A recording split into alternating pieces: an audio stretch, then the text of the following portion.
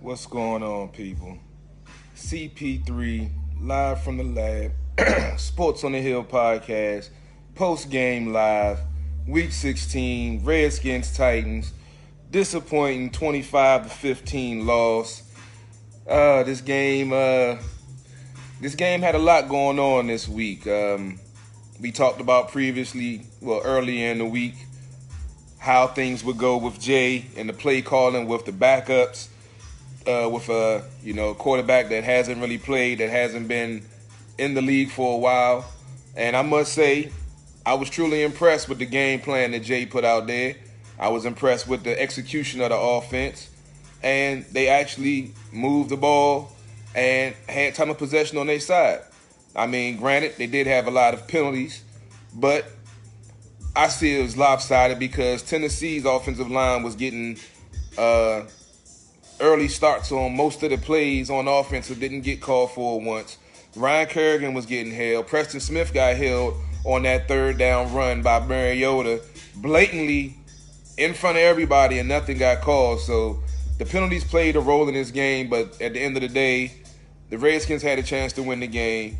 We're definitely going to speak on the interceptions that was thrown by Johnson, because there's a lot of different consensus about him. What I've heard some folks, Jay Gruden, has said in the post game about the interception, but we'll get into that later on. Let's just say, I said before I wasn't expecting this team to make the playoffs, but I wanted to see the product on the field to see how they played through the injuries and how they, reacted and went forward. And the last few weeks, I got to take my hat off to Jay and the team for coming together through all the adversity, through the 4-game losing streak. They stopped that last week and was trying to build on it. Unfortunately, things didn't go their way today, but, the team gave effort. They had heart. You saw Johnson out there, doing everything in his power to try to get this victory this week. And unfortunately, they came up a little short. Just to look at some of the numbers. Let's see. The key stat for me is time of possession. Unfortunately, the Redskins won the time of possession battle, which is normally a recipe for success. They had the ball for 33 minutes and 3 seconds. Tennessee had it for 26 minutes. So normally when you had the ball longer, they were running the ball well with Adrian Peterson, who had 26 carries for 119 yards, no touchdowns. The team was undefeated when he had the ball over 17 times. But unfortunately, like I said, certain things didn't pan out the way that this team won it. And it was actually a good game, and I thought the team was going to be able to pull it out on that last drive. But that interception after that hell of a punt by Tennessee to pin them back to the 15 made it they still had a chance to get in field goal range, but with Tennessee's defense and only rushing 2 and dropping back 9, it was, going to take a miracle for the Redskins to get in field goal range to tie the game. But looking at some more of the stats, which are key stats in this game, Redskins had 17 first downs. Tennessee had 20. Third down efficiency, Redskins were 8 for 14, which is very, very good for them. They're over 50%, which they haven't been able to say that all season.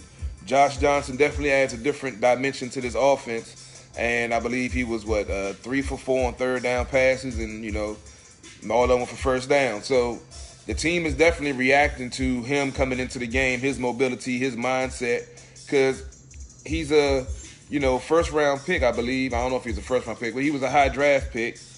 Didn't really have any success, bounced around in, 13 teams in 12 seasons, and never really got a chance to be a starter. So he's been out the league for 6 years, so he has that thirst, that hunger to want to succeed, because he's been on the outside looking in, and this is a once-in-a-lifetime shot for him. So he's giving his all. So, like I said, I'll get into those interceptions a little later on. I know a lot of folks are probably going to be trying to blame him for it. But, I mean, the second one, it is what it is. But the first one was a heartbreaker. It was a dagger. But, as I say, I'm going to break it down, get into the rest of the stats. Phone acting a little stupid. Rushing yards, Redskins had 161, Titans had 99. Defense did a hell of a job holding down Derrick Henry for the most part. I think he only had 64 yards as a total, but he got that vital touchdown that gave them the lead. Total yards 292 for Redskins, 291 for the Titans. I see I got Dujunnea ready to come on. What's up, Eric? Said going to sleep. Oh well, that's what you get, man. When you get the commentating team did suck. I was gonna turn the volume off myself, but we What's stuck going with on, them. man? What's going on, Dujunnea? How you doing I'm tonight, good. sir? A little irritated, but I'm good. I got a limited time, so I'm going to do this really quick. Right. First and foremost, I'm going to put this out here really quickly, and I normally don't address people, but look, I call what I see as a reporter. So don't come on my timeline with that crap about not crying. I'm not a fan, bro. I don't have no vested interest in anything. My bottom line is giving you guys, the fans, what you want and what you want to hear, the truth. Okay, so let's get that straightened out of the way. First things first. Secondly, I don't care what Jay Gruden said in that press conference. He quit on the route. I don't care. Tape don't lie, bro. I don't watch that over and over and over again. The tape don't lie. He quit on the route. He threw it to his spot, and it got picked off because Josh was not there. Okay? Bottom line, point blank, period. This team fought hard, very hard. Now, what I don't want to hear DJ Swearinger. I don't want to hear any of the linebackers. I don't want to hear Fabian Monroe, Josh Norman. Nobody should be talking, okay? Y'all need to pack your bags up, get your butts on the plane, and head on back to D.C. because you did nothing. You had all that time on the sideline to watch that offense work. You complained the last 4 or 5 games about not having the time, and now you have all this time to rest. You come out when they need you the most, and you take a dump on the field? I don't want to hear that, bro. I don't want to hear nobody talking. And for the 5th straight week, this defense has shown up small. But give a lot of credit to that offense. Give a lot of credit to Jay Gruden for putting together a phenomenal game plan, very balanced, took advantage of situations. They may not have connected on some of those in the passing game, but took advantage of situations right when they needed them. I mean, just amazing calling on that part. But unfortunately, the defense, the lack of tackling, coming in and not doing what you need to do as far as containment, a huge problem. It has been a huge problem for 5 weeks. So I don't want to hear nobody talking about anything and on that defensive side of the ball, because you had everything that you needed, that you complained about, at your disposal, and you did nothing. You didn't help your offense, okay? Josh Johnson, a calming force in this offense for this team, and deserves an opportunity to fight for a shot to be the starter next season until Alex is ready. Now I'm going to get off my Stephen A. soapbox and let you continue. But, I mean, this was a good game. And no fan should be holding their head down, listening to everybody else and all the other fans griping and complaining. Look, man, they were on their 12th guard of the year. And that offensive line balled. Okay? The running game was phenomenal with their 12th guard. So I don't want to hear it. This team has been decimated from front to back. But defensively, that's on the coaching, and that's on them. All that complaining for 5 weeks about time of possession, and they had everything in their favor, and you got gutted by Blaine freaking Gabbert. Please miss me with that, okay? Miss me with that. Y'all have a good holiday. All right, Dujunnea, it's great to see you fired up like that, man. That's the best. That's the great way to end right before Christmas, man. I ain't never seen you fired up like that before, but yeah, I wasn't even going to get into the defense right then. I was giving Jay a shout out. I was talking about I know you time limited, but did you see the same thing I saw with these Tennessee offensive linemen pulling out early almost every play and not one false start call? It was right after they called that penalty on the defense. The very next play, the tackle nearest to the camera took an early step before the ball even left the ground, and no call. I just found it laughable, and I find it laughable every week, and no one believes me and thinks that we're just making this stuff up. But I find it laughable every week to watch it on coach's film, to watch it live, and to watch these guys call everything under the sun against the Washington Redskins offense, and on the opposing side of the ball, we can't seem to find our flag. Like they've swallowed them or something. Like all of a sudden they're tucked and stuck. Like I don't get it. And it's not like, oh, you have to look really hard. No, it's blatantly obvious that this guy took a early step. This dude is like doing the electric slide before the ball even get off the ground. Like nobody wants to hear that crap. And the officiating is horrific. Horrific. And I feel like, and it's all across the league, but again, when I watch Redskins games, it is almost to the point where it is like, are we seriously, like, is there a vendetta? Is there something, an axe to grind? Because there's no way that you have that many offensive penalty calls on the Redskins and absolutely zero on the opposing team at any point. Come on, son. Get out of here. It was blowing my mind, dog. I was sitting there watching, and I'm sitting there yelling at the TV like, you see him clearly come out of the stand, and then that play, the third down play with Mariota, broke the pocket when Preston Smith got mugged, got shanked in front of the ref. You can see him reaching for the quarterback and no call, and then, he miraculously spins out of it and runs for a first down. And then they replay the play, and then they graze over the fact that Preston Smith was hit. I'm getting irritated to the fact, because I know we don't blame the refs, but they definitely have a determinant outcome in a lot of games. And it sucks. In a lot of games. And it sucks. Yeah, and then we get the letters on Tuesday and Wednesday. Oh, this call was blown. Oh, we made a mistake. And they can miss me with that too. They can miss me with that too. Exactly. Goodell gets paid to keep the NFL and keep things not only safe, but the product on the field has to be up to par. And it's not up to snuff. And yet we do all this stuff and we talk about all this grading system and what we're doing with the referees, and so that we can keep these bad referees out of these games and the playoff games. Look, man, I don't know how you can find a good crew. Like every crew is trash, hot, like smoking garbage. And then you telling me that these guys are good enough to be in playoff games and Super Bowl games? Absolutely not. Stop creating extra rules and refine the rules you have on the book.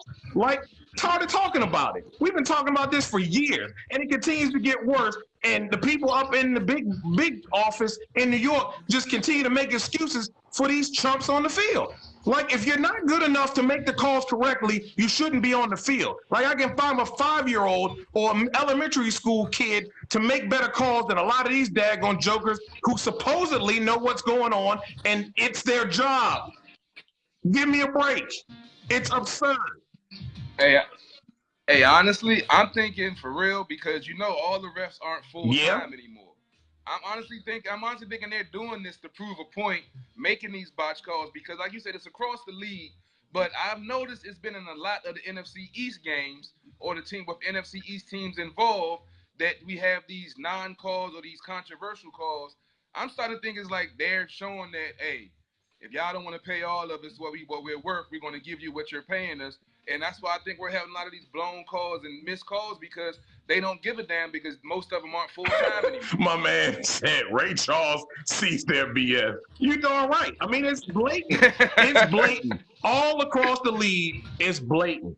And it kills not only the quality of the game, but it puts teams in bad positions to have to win and force them to win ball games in obscure positions that they should never even be in the first place if you just call the game. And they make 1,001 excuses, but my goodness, man, they changed the position of the reffing and all of this. We got plenty of people on the field and enough cameras to do a better job than what they're doing out there right now.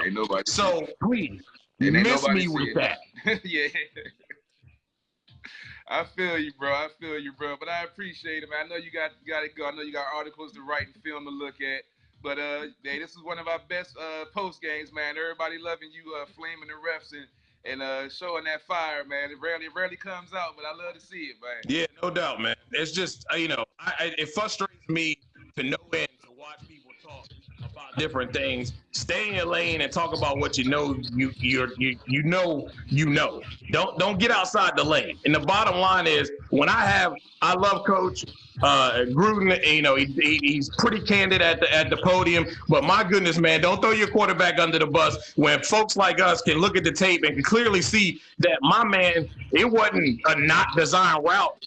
He was throwing to a spot where he was supposed to be at. Like everybody and their mama that has a glimmer of understanding football understands that that's where it was going. So, miss me with that, please. Hey, man, that's why I rarely watch Jay's post games, because I know it ain't gonna do nothing but piss me off. That's why I do my post game, because I listen to the BS that he put out there. That was bad. Like I said, I'm gonna get in that room. Hey, DJ, I'm gonna get in that room one day. It might be one and done, because they probably gonna put me out after I get there. But you gonna see me on the news, bro. And I'm going to yell out CP3 Sports of the Hill podcast before they throw me out. But it's going to happen, because I'm going to call them on that bull, dog. Yeah, it's absurd, man. But I think Redskins fans should be happy. They fought hard. And we talked about it on the show on Monday. It's one thing about this team, no matter how abysmal they look in some of these losses, especially that Giants loss, every time they have a loss like that, seems to be resilient and fight. And they got up, they fought for this team, they fought for their coach, they once again understood what was on the line, and they fought. Unfortunately, when it was needed most, the defense did not come up big enough for them to secure a victory tonight. So I know they got 2 interceptions, the one late, kind of awful Hail Mary type pass, whatever. That doesn't make a hill of beans on how that game went down and how they worked to be in that game at the last minute, and their defense took a dump on the football field. No doubt. Well, you done broke it down already. I ain't even got to go into too much detail, because you done basically covered all the bases. Because, like I say, the offense played well. Jay, as we talked about last week, with him having all these injuries and knowing that he can't do his so-called regular offense and 5-step and 7-step drops, that he's being forced to coach and being forced to actually strategize his game plan.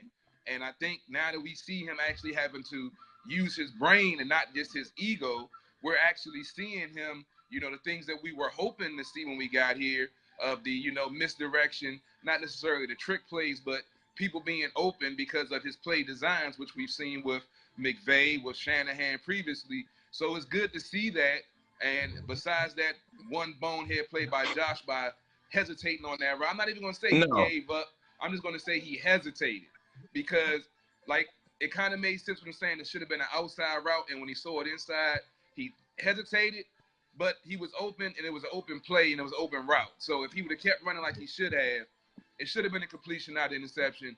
Game could have been different, but as we always say, if my aunt had nuts, she'd be my uncle. We can't talk about ifs and all that other stuff. But the thing of the matter is, he kept feeding AP, and against that Titans defense is stout on the run. Absolutely. And for AP to put up those numbers, and I know you not happy with the defense, but you got to give him some props for making them one-dimensional for the most part with shutting down Henry, even though they let Bland grab it, pick them apart. Yes, but I mean, you got to look at the consistent amount of third downs that were converted tonight when they should have been off the field. Yeah. These jokers should have been off the field. I mean, these are simple plays. You make a tackle in front of the first down, it's over. They punt. No, they whiff, and it's a first down. Too many whiffs, too many people. I think earlier in the game, it was the touchdown run, once again, kind of similar to what Dallas did earlier. I believe it was in Dallas. Ha-Ha Clinton-Dix comes crashing down. Instead of staying to the outside and holding contained, if he bounces inside and he gets the touchdown, I'd be okay with that. Instead of you crashing down, trying to make the big play when you could have just held contained and it would have stopped him up. He bounces outside, and yes, he got a little shoestring, but he still got in for the touchdown. And it's the fact that it's the attention to details and maintaining proper gap responsibility and proper contain is what continues to shoot this team in the foot every time. And the reporters that continue to blow that off really pisses me off. It's facts. Look at the stinking film. It's all over it the past 5 weeks. I mean, how much more can I say it? It just do your job. Do your stinking job. Yeah. It's that simple. But we want to sit here and get on the mic and run that yap, but you're not executing on the field. You're not executing on the field. And then you got exposed for these same comments of not having enough time, and time of possession was crushed by the Redskins offense. So what's the excuse now? There is none. Pay attention to detail and do your job. It's that simple. That simple. Pretty much. Yeah, they didn't do their job. They had a decent performance, a good performance last week against a subpar offense. This offense wasn't really as challenging, but for some reason, like you said, that I did do the stats before the game. They are giving up 43% on third down conversion, which is 29th in the league. So that's what I said about this Titans offense, that with them being so diverse with what they do, the zone read, the run pass option, the wildcat, it will make it hard. But with Gabbert coming in there, it's like they let their guard down because they didn't have to worry about that as much. So they allowed him to just get comfortable. And then we saw what we saw. They didn't get. And Greg Manusky's go-to is to put guys like Mason Foster and daggone Zach Brown on coverage against an athletic tight end. How many times we see that on tape that don't work? Like, how many times you guys see that and put your linebacker in that kind of position to make him look bad? It's on you. You the defensive coach. Like, what else? Yeah. I mean, my goodness, I just don't understand that. If you get beat, putting a guy that can actually play coverage on him, I get it. But constantly continue to put them guys in bad positions like that, knowing daggone well they can't cover like that, and give up third and longs for twice as much the yards to continue to extend drives is absurd. It's absurd.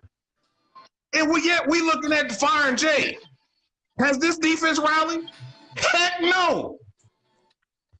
Again, miss me with that. I don't want to hear it.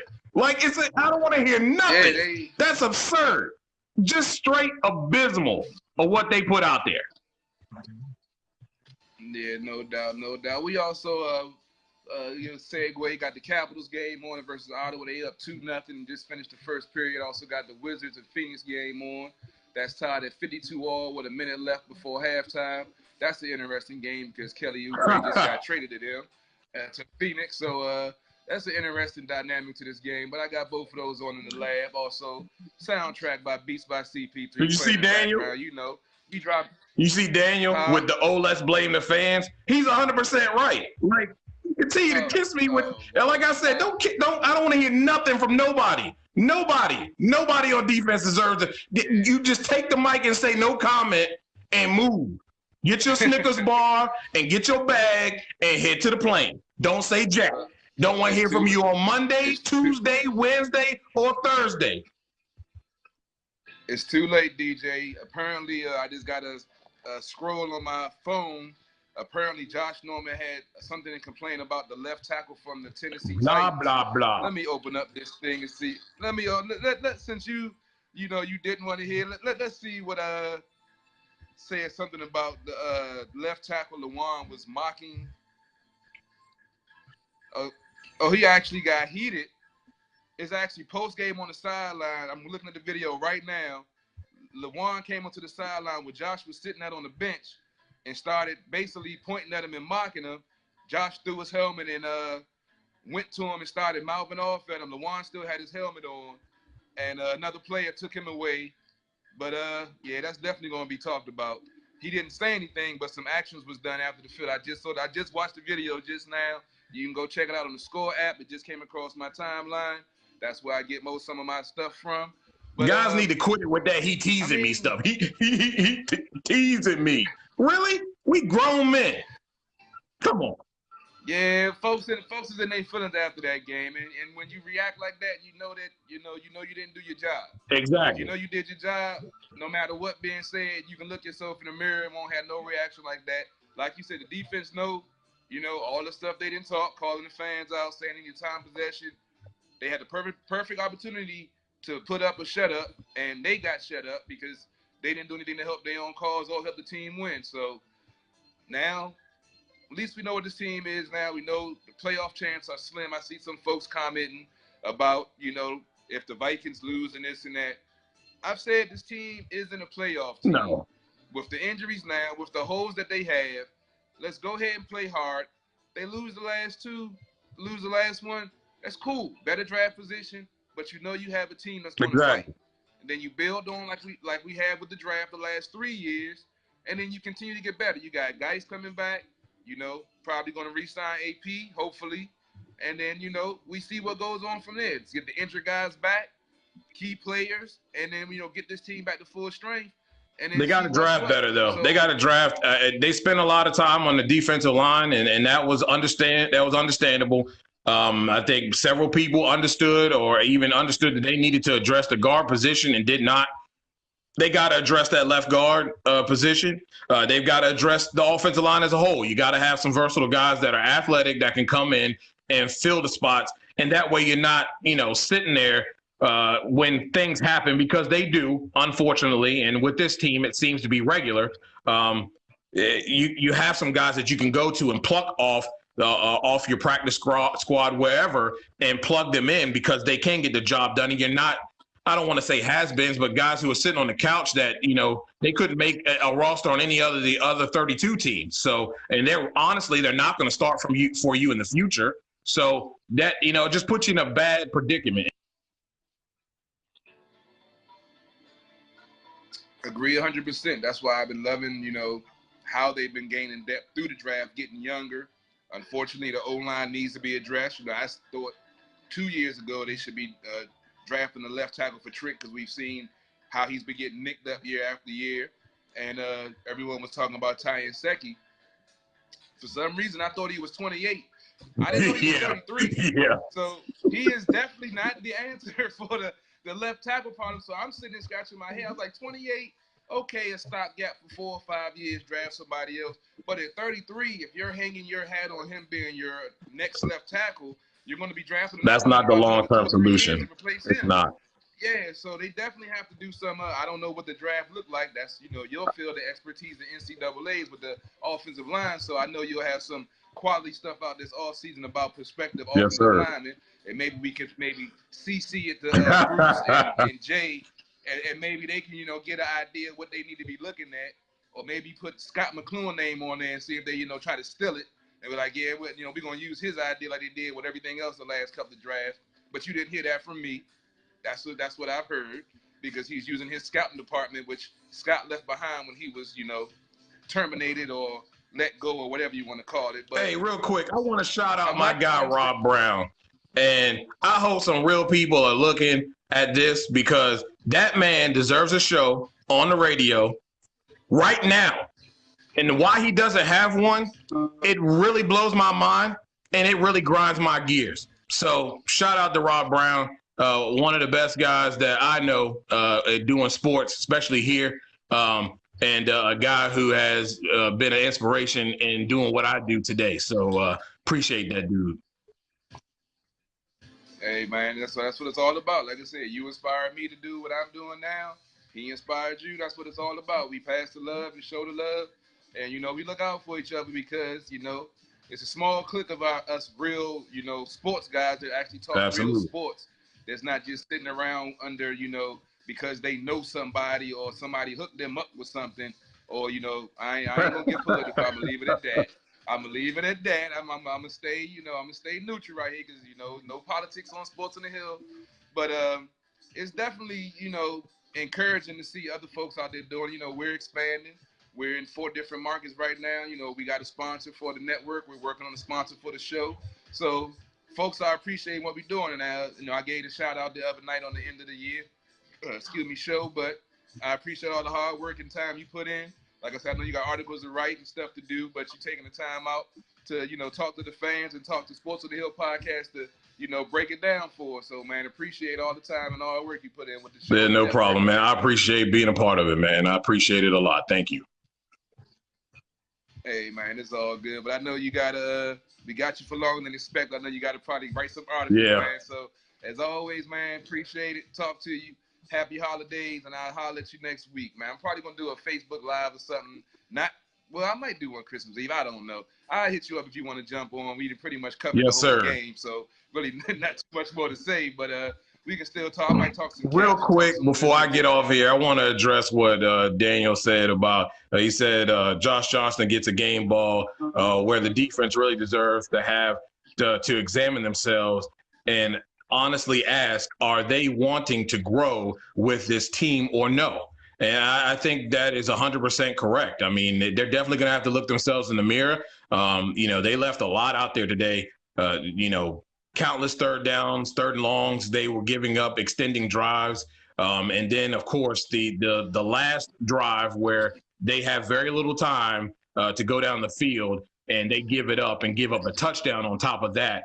And put their offense in a very, very tough position when they basically balled all night and gave them the opportunity to be in this position to make them at least go 3 and out, if not more, if not a little bit more, but at least force a punt, not give up a touchdown, at the very least a field goal. So very good point there, Daniel. Appreciate your participation as well, man.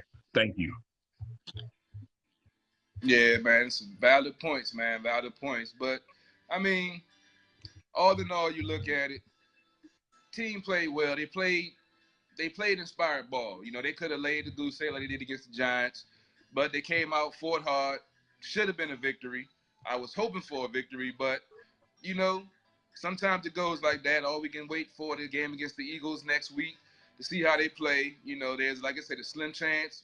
We'll see what happens tomorrow. The Vikings lose or the Cowboys lose, whatever. We'll see. I don't know all the scenarios or whatever, but it's still a slim chance. But the team played, they played well. I'm still in shock over Jay Gruden's coaching. I'm 2 weeks in a row. I'd have had to get his man, props for, doing the things we've been asking him to do, and to see it happen 2 weeks in a row, no less, and to see in-game adjustments. It really is Christmas time, dog. It really is Christmas time. It was impressive. Been an impressive 2 weeks. Kind of brought back a little bit of the feelings of when McVay was here. And I really felt like he did an excellent job. And again, I said on the show, and I tweeted it out last week, and the same thing with this game. They actually got more yards than they did last week in running the football, but they stuck with the run even when it wasn't yielding positive results. And that speaks volumes, because we know throughout this season that Jay has been quick to run quicker than Roadrunner away from the run when it doesn't yield positive results as quickly as he would like. And that helped Josh Johnson be, especially in the previous game against Jacksonville, helped him to be in a rhythm, to not make those mistakes. And then today you see his maturation process, Johnson's maturation process in learning and understanding the offense. And then you see the offensive line. We talked about it all year. No matter who's out there, it's really weird. This offensive line powers off the ball. When they're running the football, they pass block better, and they get better with time. And you saw that the physical running style of AP, the confidence and calmness of Josh Johnson really adding a really nice dynamic for this offense. And they were able to produce. And, unfortunately, they didn't have their pals on the other side to help them out a little bit. Yeah, unfortunately, it didn't pan out. Finally get a consistent offensive effort, and the defense lays an egg on the field and doesn't. All of those games where they had multiple turnovers and was forcing the action and dictating the pace, we couldn't get that. But you do have to give some credit to Tennessee's offense. But like I say, with all the variations of what they had, and worrying about Henry breaking one. So I don't understand why they couldn't get the job done with Gabbert in there, because I thought that it would make it easier. But as I said, with them thinking, okay, we don't got to worry about the RPO. We ain't got to worry about the zone read as much. Now, we golden. And I think that's just, by subtraction, Tennessee, was able to get a rhythm that they didn't have before with Mariota in there, with Gabbert in there, which was crazy to see. Yeah, I agree. I think what you can look at, though, is look at the first half and the aggressiveness of the defense, the aggressiveness of the calls, and then look at the second half when Blaine Gabbert was in. They were aggressive a little bit, and then as it went on, they started dropping back. Like you're going to confuse this guy. I mean, I understand he isn't a great quarterback, but he's better than this is not Nate Peterman out here. I mean, he has had some successful stints as coming off the bench and having success. So why not be more aggressive? Because you were close. They were very close at picking off balls, getting hands on balls early with Mariota in the game. So why wouldn't it be more so with a quarterback in Blaine Gabbert that's known for giving opportunities to the opposing team? So you play back in zone and really play to the least of your strengths by exposing guys like your linebackers who can't cover in space. That's on coaching, man. It's on coaching. Simple as that. I've been giving Manusky a game ball for most of the season, but I didn't. He gets a smoldering bag of baby pooped diapers. Yeah, he does. That about sums it up. It's mind blowing somehow. Sometimes the way this team is like bipolar. Sometimes like one phase will be doing good, and the other phase will screw up, or two phases will be going good, and one phase will just screw the pooch one week and just like kill the whole momentum. It's funny to see the way things balance out, but I think that's still showing that the team is progressing, but there's still some quality and depth issues on the team that hopefully will get addressed this offseason. Like you said, everyone's talking about firing this person, firing that person, but you got to take it with a grain of salt and see how things, pan out. Like I said, I like the way the team has been playing. I'm not of the mindset. I've always said I'm not talking about firing Jay, but he's shown that maybe after 5 years, he can finally, learn to, develop his coaching skill to adapt it to his team and not trying to have his team. We'll see. And I will say this, after I murdered Jay for that comment, because it does irritate me. I really get tired of being patronized like I don't understand and know what I'm looking at. He got choked up at the end of that when he started talking about the way the guys fought. And that shows a lot. It shows a lot of how much he cares about this team, and it's never been in question that he doesn't. But it also shows that coach-player relationship of how much these guys care about him as well. And that's important. So we'll see how it goes down the stretch, and we'll see if in the future that he can continue this type of play calling. I'm not against them having an OC at all, because sometimes there's a lot that goes on as a head coach, and sometimes you get lost in the sauce, and that play calling responsibility gets a little clouded because of your other responsibilities that you have. And sometimes having a play caller really takes the load off, allows you to see things a little bit more clearly. So we'll see. But I definitely agree with some of the comments here. A DC would be great. I know Rex Ryan has been spoken of. I like his attitude. He's definitely proven has been a really good defensive coach. He gets a lot out of players, and he hadn't always had the best in the cupboard either, and got quality from those guys. But with that said, there's some little tweaking that needs to be done. Again, you have to take in consideration, it's not an excuse, but it's just facts. Have to take in consideration the amount of guys lost, especially offensively. Defensively, on the other hand, I guess we kind of saw the depth of the secondary not being as strong as it needed to be when Dunbar went down. You didn't want to have Stroman and guys like that, Adonis Alexander, playing so early. You were hoping to draw that along and maybe give them packages. So I can get that. But then you look at the whole complete, bag of goodies here, and we see some things where, you can talk about the players missing tackles. You can talk about guys being out of position and undisciplined, but then you have to look at scheme. And are you drumming up a scheme that is best suited for the guys you have on the field? And if you honestly assess that after looking at the tape for the past 4 weeks, looking at the game today, when you look at that, if you look at that tape and you have to make an honest assessment, that answer is no. That's where it is very important and intuitive. Good coaches scheme for guys they have on the field, not for what they want to do in their mantra and what they believe in their scheme. If that goes out of the window when you don't have the players to run that scheme, you have to tailor your scheme, your philosophy to the guys you have on the field.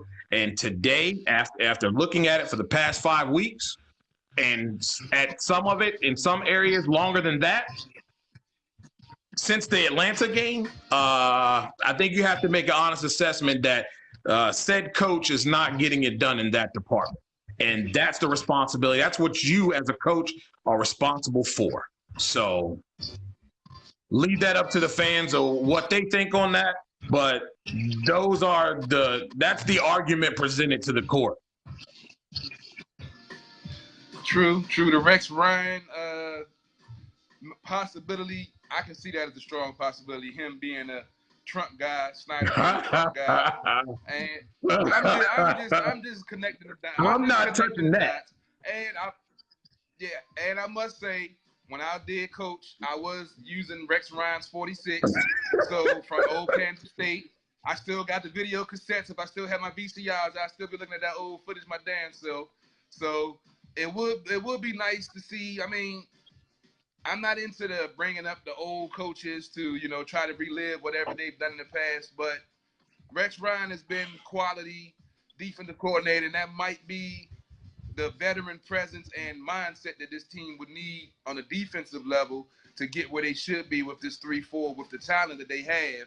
Even though the injuries that they've had, they should still be doing better. They should have been able to force the action better in the second half with second string journeyman quarterback. Man, you 85% healthy, at least, and maybe even 90% healthy. Don't nobody want to hear that.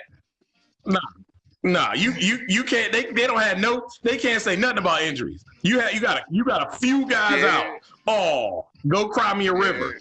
You better scheme up something. You with that front seven, you better scheme up something. Like that is unacceptable. Yeah, it was frustrating, but they've also faced one thing. I was talking to another person on Facebook about the last 5 to 6 weeks. They've faced a lot of quarterbacks, not necessarily mobile, but have great pocket presence and able to move around. So they've been getting pressure, but they haven't been able to get home. And I think that's another thing that added to some of the missed tackles, and with them arm tackling, trying to strip the ball to force turnovers instead of doing what needs to be done and not being gap sound by going inside or going outside instead of doing what they're supposed to do. So it's like fed the whole machine, and why they went from top 5 to number 18. Good point, Carol, because I'll give you an example. The Mariota throw down the middle of the field, he had wide open, he had a wide open area to see. Why was that? Well, if you pay attention to the defensive line, it was almost like a wide 9 technique. But the defensive, and we talked about this, they had 3-4, but they were in a 4-down lineman set.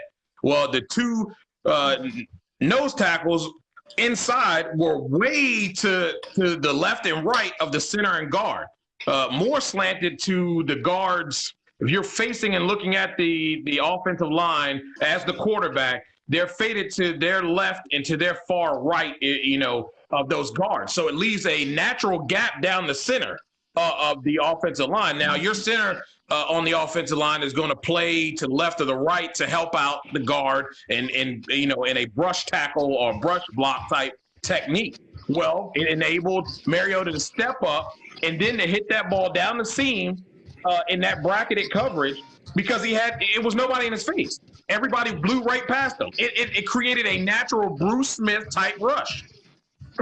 So, and that's not on them. That's on scheming. Because when they bull rush and they are tighter in that pocket, they're able to push that pocket back. Guys like Daron Payne are able to push that pocket back into the quarterback, something he's done repeatedly this year, and it's been effective. When they go to that type of technique, they're unable to do that. They're blowing right past the rushers. They're naturally giving the offensive line help by allowing them to part the sea, so to speak, so that the quarterback can step naturally right up in the pocket and make a crisp, untouched, blinded throw to a receiver to make a play. And usually those plays are going to be successful because he can see crisp of what's going on in front of him. Yeah, but I got to give a shout out to you mentioned Daron Payne. I know you saw the play when in the first half where Henry tried to go up the middle. Deron Payne put him around the neck and hit him with almost a choke slam. I was like, that's what I'm talking about. That's the type of football I want to see. And he ain't do no dance stuff. He just looked at him like, yeah, it's gonna be a long day. And that's what I like about, you know, this team, that they've changed. They've got more athletic. They got that snarl that they're not just going to get punched in the face Nick and sit there and Saban. start crying. Credit Nick Saban. And you know, from guys like O.J. Howard, who I had an opportunity to talk to at the Senior Bowl a few years ago before he came out. You know, it is a way with them. It's not something they talk about. It's a way of life for them. Those guys, they go about their business each and every day the same way. They bring their lunch pail to work. It's a team-oriented mentality. That's why they're so successful. They don't get too high when they have success. They don't get too low when they don't have success. They just go out and grind harder. And you see that mentality from guys like Jonathan Allen, Deron Payne, Sean Dion Hamilton. Those guys are basically injecting that type of attitude in this football team and on this defense. And it's shown a lot this season. So when it's talked about and Alabama players are talked about so highly, there's a reason for that. And they deserve to be. And I know a lot of college football fans hate that, but that's just the facts. You know what I mean? You can't deny that. The coaching is impeccable. He has a philosophy. He is not only changes with the times and with his players, but these guys take what they learn in college and they adjust that and they take it to the pros and have the same type of mentality when they're in the pros, and it shows. So, I mean, you can't go wrong getting a guy like that from Alabama when they're on the board, especially when they're skilled at what they do. Yeah, no doubt. They definitely coming in and making an impact on this team. Let's just hope they can continue to build and go into the future. But yeah, let's go ahead and get ready to get out of here. We done kept you long enough. I'm about to enjoy some Caps hockey and try to stomach some Wizards basketball and chill out because no Redskins football. The season's winding down. They still playoffs hopes. I know they're gonna get Army still alive in the playoffs, but you know we'll see how things go. So as of right now, we got one more week of post game live that will be coming to you live next week after every game, win, lose, or draw. Dujunnea, let the folks know they can have you and where they can find you at and what you're working on that's going to be coming out. We're going to be working on a few things, looking ahead to the Senior Bowl. And with this loss, you kind of start peeking over there. I've been doing that for the last couple of weeks, seeing who's accepted, who's all of that. So getting things ready for that. NHRA season is going to be back around real soon. So I'm going to start working on some things that I see in the near future. And, of course, just looking at what they can do, you know. Coming up in this last game. Getting that. Always stop the feed. Oh, that's what it is. Yeah, so I know it happens, man. So we're going to be doing that, looking at this next game against the Eagles and hoping that they finish strong, talking about what they can do in this last game to finish on a high note, despite all of what's going on this season. And that's pretty much it. You can find all of that at sportsjourney.com. I'm not just the only one that writes good stuff over there. You know, Lake Lewis, Diane Cheeseborough, who's been a part of this show many a times. And we have Karita Parks, who works and does Wizard stuff. So be sure to tune into that. She does a lot of great stuff with the Wizards. You follow her on Twitter. I believe she's at the game tonight. So, you know, game by game stuff and analysis and press conference stuff as well. So just lock it in, man. We're doing a lot of things and trying to bring some quality stuff to you guys in the sports world who love your DC team. No doubt, no doubt. We definitely appreciate all the comments, all the views, all the questions. You know, appreciate it. Y'all can be tuning in to anybody else, but y'all checking us out. You know, that lets us know that y'all enjoy what we're doing. And look like the Caps just scored again. They're up 3-0 with 10:55 in the second. So at least we have some cheerful things to talk about DC. Well, this weekend and enjoy some DC hockey, DC sports. Period. I don't know what the Wizards going to do, but and kudos to her for writing about the Wizards. I know that's it a hard is right job. now. Man, it's tough. It's tough. Man, watching him is a hard job. Somebody need to pay me. I'm telling you, man, it's terrible. It's really unfortunate with the talent they have. It's just I don't get it. I really don't. But really quick too, I just want to thank the fans who tuned in today, and you guys be safe, man. You know, sometimes we don't really, we don't think about everything because we have so much going on with our families and visiting our families. But make sure that you're safe out here. We don't want any mishaps in travel or losing anyone. Life is short and can sometimes be ended quickly just to unforeseen occurrences and sometimes just a lapse in our judgment and paying attention to detail. So make sure you guys are doing that. Enjoy time with your family. And like Carol said, appreciate you guys tuning in and following our work, chatting up with us and talking shop. It's great. Great to be with such a bunch of people who are passionate about sports and very well informed as well. Yes, sir. That's why we love our fans. We love our listeners, contributors, and everybody. But as always, y'all be safe, be blessed. Have a Merry Christmas if y'all don't see me before then. But you know you will, because I told you I'm going to be on Monday doing something, if not before then. So appreciate it as always. Make sure you check out the show Wednesday night, WLVS True Radio. I'll be broadcasting live as always. And I don't know, you might see me again next week for something else. Who knows? But Dujunnea, appreciate it, man. Everybody, appreciate all the love. Appreciate the support. Y'all have a good night. CP3 from the lab. Out. And I'm out.